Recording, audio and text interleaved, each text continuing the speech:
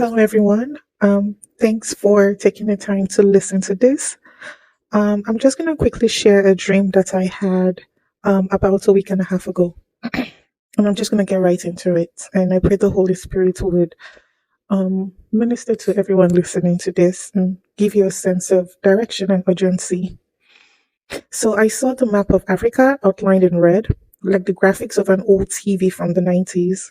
The map had all the countries outlined in red and the name of each country in red text. The background of the graphics was dark. I looked closer at the map and I saw Libya and South Africa were highlighted in red, so much like when you would feel a section in red. And I saw missiles from within Africa, somewhere from the central part of Africa, or I would say south of Libya, somewhere from within Africa, shoot at Libya. I saw the markets tanking. There was a global financial knee-jerk reaction to this. Everything just was red.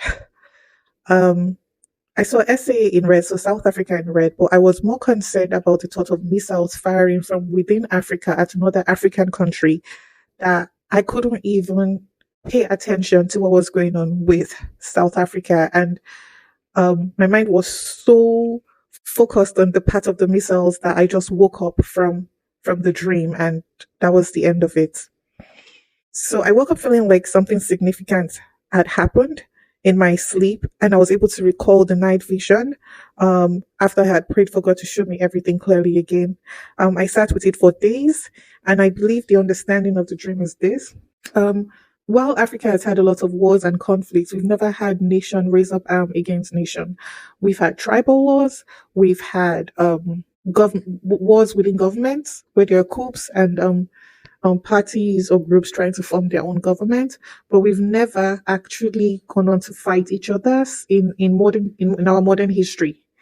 And it appeared that there were external forces involved in pitting nation against nation due to the rich resources which we've had for all these years and they've had access to.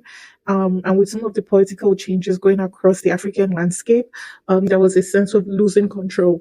And the only way that these powers felt like they could regain their grip on the leadership and therefore the control of the resources was to set up wars from within Africa to make it appear like it organically happened, but it wasn't.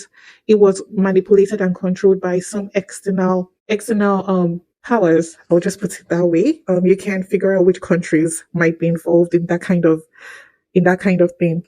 And I've been praying about this, just trying to understand what to do and how to approach this. And I shared this with a group of prophets, and they encouraged me to share this publicly and pretty much call everybody who God leads to this video to stop and say a prayer. I believe that we have the power to change this. I believe we have the power for God's will to be done and not the will of man, which is essentially being controlled by the God of this age in some governmental places, not all. And we have the power to pray and decree what should be.